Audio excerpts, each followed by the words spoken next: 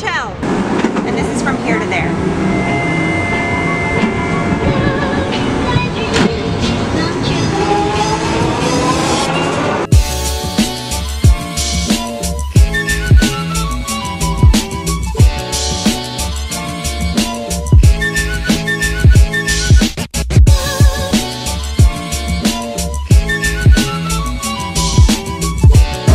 Because the distance from here to there in human experience is closer than you think.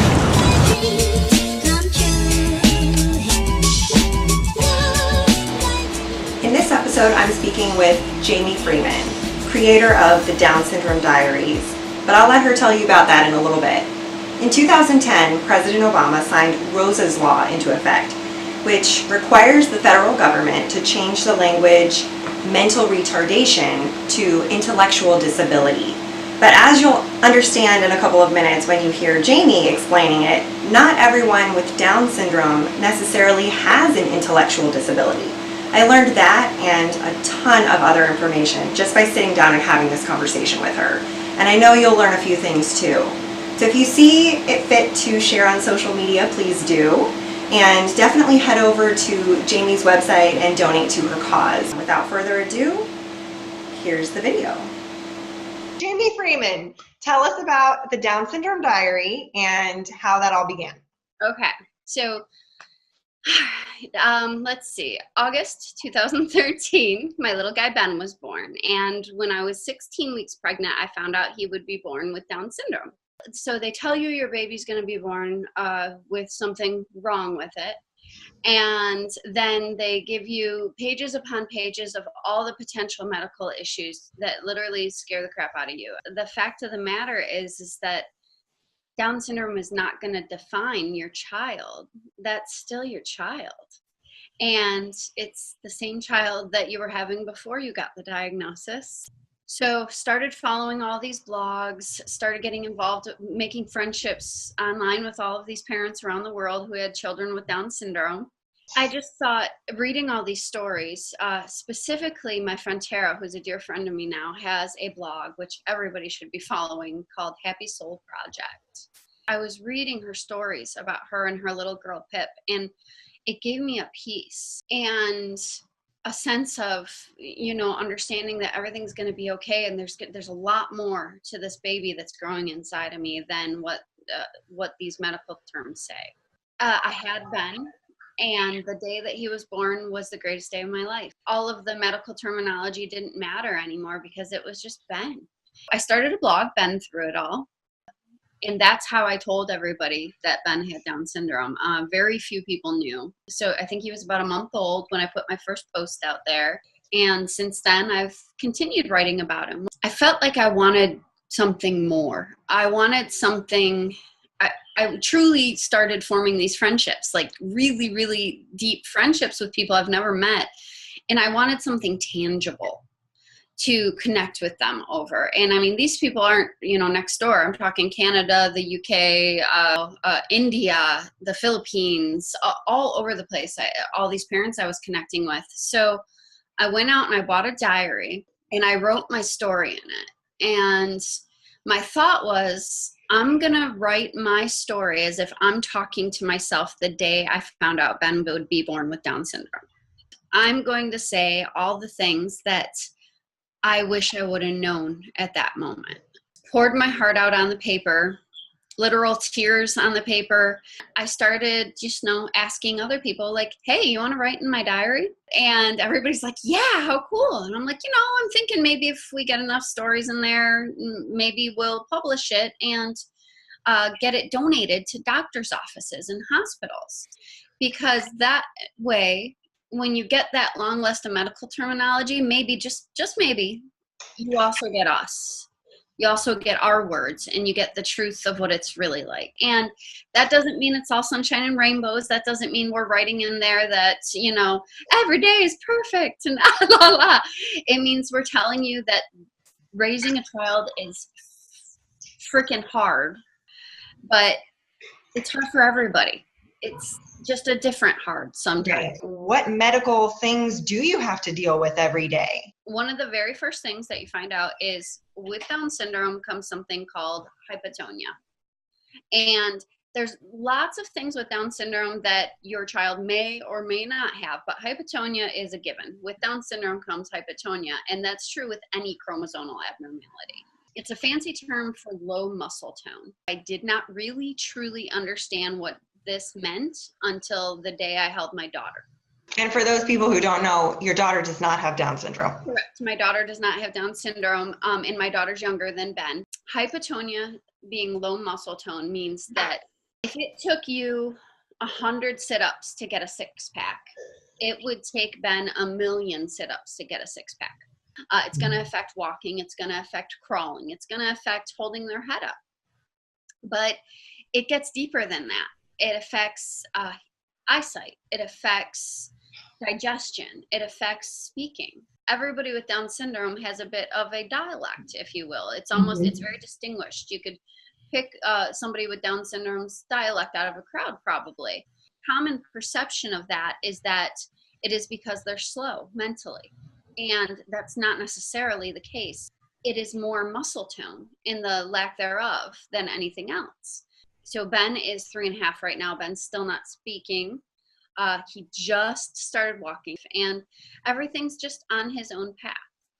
Is it possible that they would have the same IQ as us? On average, most people with Down syndrome have an average IQ or slightly less than average IQ.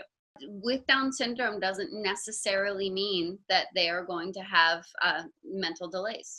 I don't think people know that. I assumed people with Down syndrome spoke different because people with Down syndrome were slow. I don't judge anyone else for thinking that way now, but it kind of gives me a knot in my stomach when I even say it now, because wow, it's a shame that that's how we all think. We don't know, and we assume, but it's not our fault. I mean, we assume because that's how they're portrayed in the media most of the time. A really, really hot topic in the disability community right now is what one calls inspiration porn. Inspiration porn is you're putting somebody up on a pedestal, but they don't want to be on a pedestal. I don't want some girl to take my son to prom one day because he has Down syndrome. Right. And have an article written in the news about it. You know what? If she doesn't want to ask my son to prom, that's fine. I understand. People can Google Down syndrome, they can get all the facts, but there's some things that they're just not comfortable asking. So special, challenged, disabled. I swear I saw something on TV of a girl saying, I'm not disabled, I'm differently abled. So basically I feel like I can't get it right. So tell me what labels are offensive and what is appropriate. You clarify.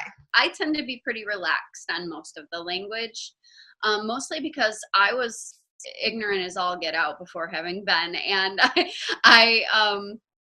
I think back to some of the things I used to say. Obviously, I would never, look at somebody and make fun of them. But I can't tell you how many times I said, oh my God, I'm so retarded.